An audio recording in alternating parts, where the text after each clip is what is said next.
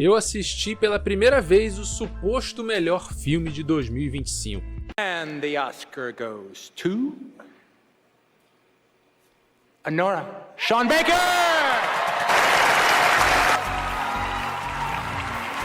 Anora foi o filme que ganhou o Oscar de melhor filme de 2025. E um filme para ganhar um prêmio nessa categoria, na minha opinião, ele tem que ser O Senhor dos Anéis, O Retorno do Rei para baixo. Mas não é bem isso que a gente encontrou aqui. Não temos nenhuma grande obra épica que vai mudar a sua vida e fazer você se emocionar no final.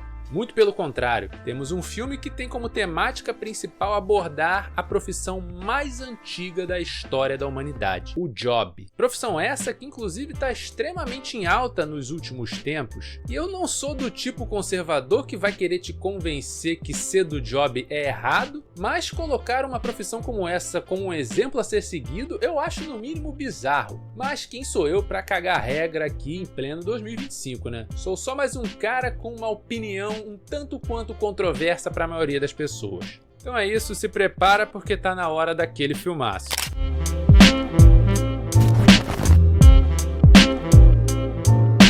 Como o título do filme já diz, vamos acompanhar a história de Anora, uma profissional do job que trabalha em uma casa noturna extremamente limpa e higiênica, e que tem um chefe que, olha, ele merece o prêmio de melhor chefe do ano, porque eu nunca vi um cafetão tratar as suas empregadas com tanto respeito como esse cidadão as trata aqui. E a Anora, apesar de ter uma profissão insalubre, ela é ouvida no ambiente de trabalho em que ela opera o seu ofício. E a gente vê isso logo no começo do filme, em que você vê um cidadão ali recebendo os serviços da Anora, ali uma dança particular, e ele é extremamente respeitoso, não tocando na dançarina exótica enquanto ela faz a sua performance. Aliás, é a própria Anora que dá permissão para o cidadão ali poder tocar no corpo dela, que até então estava só olhando. E convenhamos que isso realmente deve acontecer na vida real, não é verdade? Com certeza essas profissionais devem ser extremamente respeitadas pelos homens em que consomem os seus serviços. Já começamos bem, hein? Mas de vago, né? Na cena seguinte a gente vai ver a Anora reclamando com seu chefe que ela não está sendo respeitada por algumas pessoas na boate e que se ele não fizer alguma coisa ali por ela, ela simplesmente vai pegar a carteira de trabalho dela e vai meter o pé. E como eu falei antes, esse cidadão aqui é o cafetão mais gente boa do mundo, porque a Anora ela reivindica os seus direitos e ele aceita de boa, contrariando todas as estatísticas que a gente vê em que essas profissionais não levam necessariamente uma vida fácil. Mas quem sou eu para questionar, né? Se tá no filme é porque deve ter sido baseado em fatos. Na cena seguinte nós vamos conhecer o personagem mais insuportável desse filme aqui, que é o Ivan. Um jovem rico russo que é o retrato de uma galerinha aí da nova geração que tem uma vida extremamente vazia e só vive em função dos prazeres carnais. E sério, ao longo do filme nós vamos ver o quanto esse cidadão aqui é medíocre em todas as categorias da vida dele. Ivan logo se encanta com a Nora, já que ela também consegue falar russo, pelo menos um pouquinho ali, né? Ela não é fluente no idioma não, mas ela arrisca. E eles vão ali para a sala VIP do estabelecimento e ali eles acabam criando uma conexão. E a Nora, quebrando todos os protocolos, decide dar o seu número pessoal ali pro jovem garoto que estava muito interessado nela. Fora do seu trabalho do job na casa noturna, a Nora até que vive uma vida normal. Ela mora numa casa numa localização não muito boa, o que mostra que ela não tem uma condição financeira muito boa. Pelo visto, trabalhar no job não está sendo muito lucrativo para ela, mas isso está prestes a mudar agora que ela conheceu o Ivan. E ela recebe uma ligação aqui do Ivan para que ela vá até a casa dele e atender ele ali de maneira mais privada. E aqui vemos que ele é um jovem rico, obviamente herdeiro, que vive em uma mansão luxuosíssima aqui com seguranças por toda parte. E aqui é que começa a história de amor desse jogo aqui. Peraí, desse jogo não, é filme, não é jogo não, tô maluco. E aqui que começa uma belíssima história de amor desse filme aqui, que apresenta uma espécie de conto de fadas, só que às avessas. E a Nora chega na casa dele lá, o moleque não quer muita conversa não, ele quer partir pros finalmente. Nem que seja por incríveis 2 minutos, quase um podcast. Na cena seguinte a gente vai conhecer um pouco mais do garoto irritante que a Nora tá se envolvendo. Ela questiona como ele tem tanto dinheiro, o que ele faz da vida, já que ele só fica ali fumando baseado e jogando videogame. E ele diz que o pai dele é rico lá na Rússia, né? A família dele na verdade é rica, o que faz dele ser o herdeiro direto aqui do império do pai dele. E a partir desse momento aqui veremos o relacionamento dos dois aqui se desenrolando ao longo da trama. Aliás, é um relacionamento extremamente superficial, já que se resume apenas em usar drogas e furunfância. Eles não fazem mais nada além disso, já que esse moleque só sabe ficar doidão e gastar dinheiro com prostituta. Em um momento mais à frente ele vai dar uma festa lá na casa dele, vai chamar a Nora, vai pedir pra ela chamar as amigas. E aqui a gente vê o quanto a vida desse moleque é vazia e quanto esse moleque é insuportável como um todo. Sério, mano, o personagem do Ivan é muito desprezível. Foi difícil assistir esse filme até o final tendo que aturar esse maluco em cena. Mas nesse ponto aqui da festa, tudo tava uma maravilha. Os dois estavam aqui vivendo o seu melhor momento. A Nora vivia totalmente insalubre lá, sendo dançarina numa boate de strip e tendo que fazer programa, e de repente ela encontra um jovem rico que tá disposto a ficar com ela ali, bancar ela em tudo. Parecia que estava tudo perfeito, ela havia ganhado na Mega Sena ali praticamente, né? É tipo uma linda mulher, sabe qual é? Só que dado aqui as devidas proporções. E a festa do Ivan rola a noite inteira ali, no dia seguinte os dois ali, depois de ter os seus romances noturnos, se é que você me entende, e o Ivan faz uma proposta pra Nora. Ele quer que ela seja exclusiva dele ali, ele vai pagar uma boa grana pra ela, só pra ela sair com ele. Puta merda, mas que moleque gado, meu amigo, na moral. E o pior dessa história é que eu tenho certeza que o que tem de Ivan espalhado por aí não deve estar no gibi, mano. Mas a Nora, que se deu bem nessa história, ela vai até a boate comunicar pro chefe dela que ela vai ficar um tempo fora, sem trabalhar. E mano, como eu falei, esse é o cafetão mais gente boa que eu já vi, porque o cara aceita isso de boa. Ele falou, não, se é isso que você quer, vai lá, tira o tempo que você precisar, depois você volta.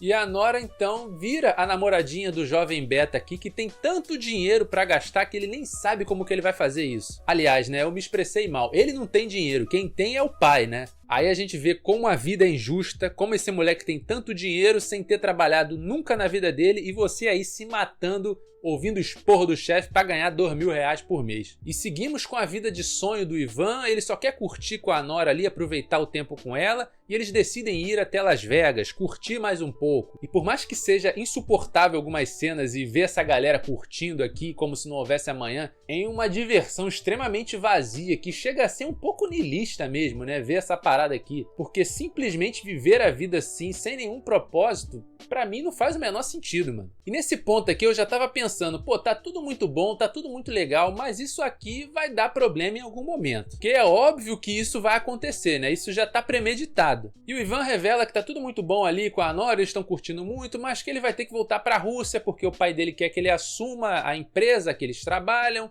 Ele quer que ele seja um homem responsável, né? Não fique só fazendo besteira por aí. Mas como eles estão em Las Vegas, né? Aquele clima de festa, o Ivan decide então pedir a Nora em casamento, né? O que poderia dar errado, não é verdade? Eu aposto que quando o papai descobrir lá na Rússia que você se casou com uma do job aqui nos Estados Unidos, ele vai gostar. Era o sonho dele, sempre foi o sonho da vida dele, ver o filho naquela situação. E eles se casam como um bom conto de fadas e vão ser felizes pra sempre. Só que não, né? Na verdade, o Ivan meio que usou a Nora, porque ele queria o green card desde o início, ele quer meio se ver livre ali da vida com o pai dele, então talvez ele pense que se ele não tiver o green card, eu vou poder ficar na América aqui e não vou precisar mais olhar pra cara do meu pai nunca mais. É complicado, né, mano? O moleque tem tudo e ainda assim ele não está satisfeito, não está feliz com a vida em que ele leva. Só que detalhe, como é que ele vai viver ali na América sem dinheiro? Porque o dinheiro dele vem todo do pai. Tu acha mesmo que ele vai abrir mão de tudo que o pai dele oferece pra ele? Vai trabalhar no Walmart nos Estados Unidos só pra ele não ter que viver ali às custas, à sombra do pai? Eu duvido, meu amigo, eu duvido. E a Nora volta para a antiga boate em que ela trabalhava feliz para pedir demissão pro patrão dela, já que agora ela casou com um milionário. E ela aproveita inclusive para fazer inveja nas outras amigas dela lá do job que estavam lá tendo que dar duro 24 horas por dia, se é que você me entende. A Nora chega lá para pedir demissão do trabalho e o chefe dá todos os parabéns para ela ali. Não, mas que bom que você conseguiu. Cara, eu tô muito feliz por você. Olha, esse filme aqui, ele é muito realista, mano, na moral mesmo. E nesse ponto aqui, ela começa a ter a vida de sonho que ela sempre quis com o Ivan. Vivendo no luxo, curtindo a vida, gastando ali, ostentando com dinheiro que não é dela e nem dele, é do pai do Ivan. Só que detalhe, até o presente momento desse filme, o pai do Ivan ainda não deu as caras. Ele não sabe o que aconteceu. E a partir desse momento, o que acontece? Alguém liga pro capanga-chefe lá do pai dele, avisando que o Ivan casou nos Estados Unidos. E é engraçado porque o cara, tipo, sei lá, ele é tipo pastor numa igreja, um bagulho. Eu não entendi bem o que ele é. E o cara tá lá, recebe uma ligação, olha, o Ivan casou aqui nos Estados Unidos, eu acho que foi com a prostituta. Ele, como é que é? Como é que é a história? Como é, amigo? E óbvio que eles não vão receber essa notícia de uma maneira muito agradável, né? Nesse ponto, a Nora, ela fica preocupada um pouco com essa situação. Ela pergunta pro Ivan, mas você não falou com seus pais ainda? Como é que você acha que eles vão reagir? Será que eles vão aceitar bem o nosso casamento? É sério que esse tempo todo você só foi pensar nisso agora? Não é possível, mano. Quem escreveu o roteiro desse filme? Acontece que 2 capangas trapalhões são enviados ali para os Estados Unidos para ver ali se aquela história do Ivan ter casado era verdade. E sério, mano, esses 2 capangas aqui, eles são 2 imbecis. Você vê isso ao longo do filme, parece um filme de comédia quando esses caras entram em cena. Quando junta a turminha dos capangas do pai do Ivan aqui, parece que tu tá vendo um filme de comédia. E os caras, quando chega lá na mansão do Ivan, eles foram ali para, se isso tiver ocorrido, anular o casamento do Ivan com a Nora. E o Ivan decide colocar ordem na casa e mostrar a virilidade de um frango que ele tem. Mas a situação muda quando os capangas revelam que os pais do Ivan estão vindo da Rússia justamente para resolver essa situação e levar o moleque de volta para casa. E é engraçado, a Nora é muito inocente, ela tenta negociar com os caras ali, ela fala que eu vou conversar com eles vão ter que aceitar, a gente já está casado. Eles são russos, você acha que é negociável isso? E aqui acontece um dos pontos mais vergonha alheia desse filme, que o Ivan decide fugir de casa. Quando os caras contam lá que os pais deles estão vindo da Rússia, ele simplesmente foge de casa e deixa a Nora pra trás. Mano, o cara foge de casa e deixa a esposa dele pra trás. Me desculpem o palavreado, mas o quão merda você tem que ser pra tomar uma atitude como essa? Parabéns, hein, Nora? Parabéns aí pela sua escolha de parceiro. E a Nora, que fica sozinha ali com os 2 capangas, ela decide tocar o terror nos caras ali. Detalhe que ela agride os caras, morde, bate. Os caras não estavam fazendo nada. Os caras só queriam conversar e ela estava agredindo todo mundo ali. Porque você tem 2 caras ali que não conseguem segurar uma mulher. É impressionante o quão ridículo essa cena é. Chega a ser constrangedor. A Nora literalmente dá uma surra nos 2 cidadãos aqui. Aí passa um tempinho e o chefe deles chega no lugar ali para tentar resolver aquela situação. E fica ali uma discussão eterna. Aliás, essa cena, ela se estende até demais pro meu gosto. A Nora alega que o amor dela com o Ivan é legítimo, que eles se casaram porque eles se amam, e ela tenta convencer a todo custo os capangas ali, só que ela esqueceu de um pequeno detalhe, que se o marido dela fosse tão bom, ele não tinha fugido e te deixado aqui sozinha com 3 homens russos armados. Não, mentira, eu nem sei se eles estavam armados nessa cena aqui. Mas ele fugiu igual a um cachorro medroso? Minha filha, se eu fosse você, eu não defendia esse teu marido aí não, hein? E a Nora continuou tocando terror aqui, querendo agredir os caras, batendo nos caras. E os caras são até gente boa, vou te falar. Já que eles fizeram de tudo pra não agredir a Nora em nenhum momento. Eles só estavam querendo contê-la ali o tempo inteiro. E num determinado ponto, quando as coisas se acalmam ali, o chefe deles oferece $10.000 pra Nora anular o casamento deles ali. Ó, morreu o assunto. Vou te pagar $10.000 e acabou o casamento de vocês. E ela meio que concorda com ele, porque ele explica pra ela que o Ivan é um imaturo, que ele já fez isso outras vezes, que ele sempre faz esse tipo de loucura, e eles que acabam tendo que ir lá resolver as besteiras que o Ivan faz. E tem um dos capangas lá, um carequinha, que eu esqueci o nome dele aqui, vocês me desculpem, mas eu não lembro o nome dele mesmo não, que ele meio que se sensibiliza com a situação da Nora ali, ele tenta tratar ela com respeito, conversar com ela, mas ela, como sempre, gentil como uma mula, ela acaba agredindo ele, não só com palavras, mas com porrada mesmo. Mas, em determinado momento, ela acaba se rendendo ali a eles e decide se juntar a eles na busca pelo Ivan, que tinha fugido da casa e ninguém sabe pra onde ele foi. E, mano, ó, passa um tempão eles indo atrás desse moleque, sai rodando a cidade inteira ali, indo de lugar em lugar, de bar em bar, local em local, os pontos incomuns ali que eles costumavam, que a Nora costumava ir com o Ivan. E tudo que pode dar errado nessa busca pro Ivan, dá errado. É tipo o filme Se Beber Não Case, o The Hangover. Tudo dá errado aqui nessa cena. O carro dos caras é rebocado, um dos capangas passa mal e vomita o carro todo. Os caras são feitos de bobo o tempo inteiro nos lugares que eles vão. Olha, parece que tu tá vendo um filme de comédia nesse momento aqui, mano. Já que esses caras aqui são piores que trapalhões, mano. Pra onde foi o imbecil do Ivan? Se você pensou um pouquinho, você já deve ter imaginado que o Ivan foi pra boate que ele conheceu a Nora no começo do filme. Olha só, com tanto lugar, ele fugiu pra um lugar que todo mundo conhecia, mas ninguém teve a ideia de procurar ele lá. E ele tá lá, curtindo com as do Job lá, usando droga, como se nada tivesse acontecido. Tá doidão lá, simplesmente fugindo dos problemas. E a trupe dos três patetas e da Nora decidem ir até a boate onde o Ivan estava, né? Eles descobrem a localização deles num determinado ponto ali. E como eu falei, o cara tá lá chapado e curtindo. E o que é pior, ele decidiu utilizar dos serviços de uma das maiores rivais da Nora ali no serviço dela do Job.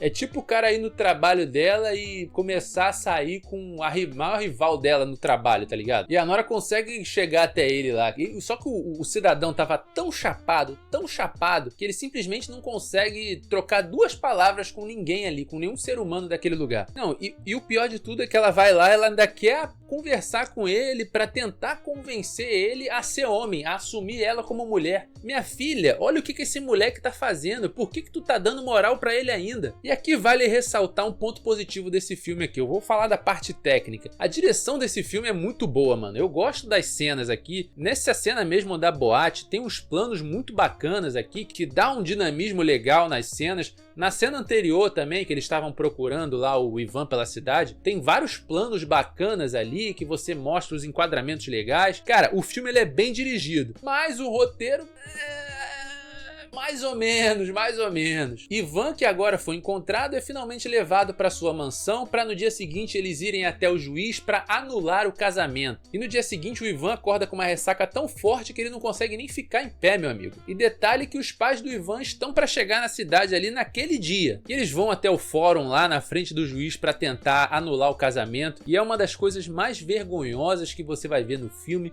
porque o Ivan tá completamente chapado, ele não consegue sequer ficar de pé ali na frente do juiz, e a Nora fica tentando convencer que aquele casamento ali não pode ser anulado. Vira uma confusão e o juiz acaba botando todo mundo pra fora. E a pobre da Nora ainda tá com esperança de falar com os pais do Ivan pra tentar convencer a eles que o amor deles é verdadeiro. E eles vão até o aeroporto encontrar lá os pais do Ivan pro bicho pegar no final desse filme. E como esperado, né, eles não aceitam muito bem essa história não. A mãe do Ivan chega, vai buscar o moleque lá, a Nora tenta falar com ela. Ô senhora, você que é a minha sogra, não sei o que. A mulher nem sequer olha na cara dela. Todos os argumentos que ela usa aqui é totalmente falho, porque não dá certo nada, obviamente. E tem um momento que a Nora fica bolada, ela fala: ah, você quer separar? Então separa. Mas faz o seguinte, quando a gente separar eu vou processar vocês aí, porque o nosso casamento foi feito de forma ilegal, eu não assinei acordo nenhum, eu vou botar no advogado e vou tirar tudo de vocês. Tirar tudo é forte, né? Porque eles são ricos pra cacete. Pô, mas tu acha mesmo que a Rússia ia levar esse desaforo pra casa? Óbvio que ela ameaça a Nora e até a 10ª geração dela. Se